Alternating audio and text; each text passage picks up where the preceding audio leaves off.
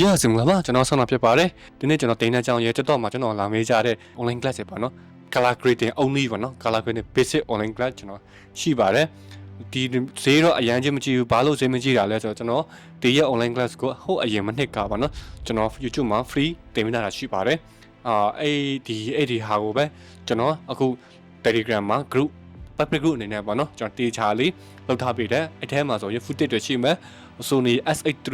log footage တွေပေါ့နော်ပြီးတော့ Apple log footage တွေရှိမယ်ပြီးတော့ကျွန်တော်ရဲ့ power grade 3-4ခုပေးထားတာပေါ့နော်ဒီထဲမှာလုံးဝ basic only ပါဒီနန်းကြီးအနေနဲ့ကျွန်တော် free တင်ပြီးသားဆိုတော့ကျွန်တော်အများကြီးမယူပါဘူး9000ပဲမြန်မာငွေ9000ပေါ့နော်လာရောက်အနှံလို့ရတယ်ကျွန်တော်ဒီမှာဘာကြောင့်တက်ရလဲဆိုတော့ကျွန်တော်ကဒီ color grading ကို4နှစ်ပေါ့နော်ကျွန်တော်လေ့လာခဲ့တယ်4နှစ်မှာဒီနိုင်ငံခြားဆရာတွေရှိမယ်မြန်မာဆရာတွေရှိမယ်ကျွန်တော်ဘာတွေရိုက်ကူးလဲဆိုတော့ကျွန်တော်ဆိုရင်အရင်ကကျွန်တော်ကိုရီးယားမှာနေတော့ကဆိုရင်ကျွန်တော် shop တင်တစ်ပုတ်ရိုက်ခဲ့ဘူးတဲ့ shop လည်းမဟုတ် series တကားရိုက်ခဲ့ဘူးတော့နော်1 to 9 ထိ series တကားကျွန်တော်ကိုယ်တိုင်လုပ်ခဲ့ပါတော့အစအဆုံးအကောင်လုံးပေါ့နော် writing ရော color ရော editing ရော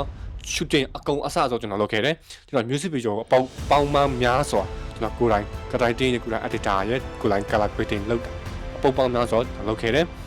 တော်တော်များများကျွန်တော် solo filmmaker တယောက်အနေနဲ့တော်တော်များကျွန်တော်လုပ်ခဲ့တယ်ကျွန်တော်ရဲ့ color grading style နဲ့ရှိပါတယ်ကျွန်တော်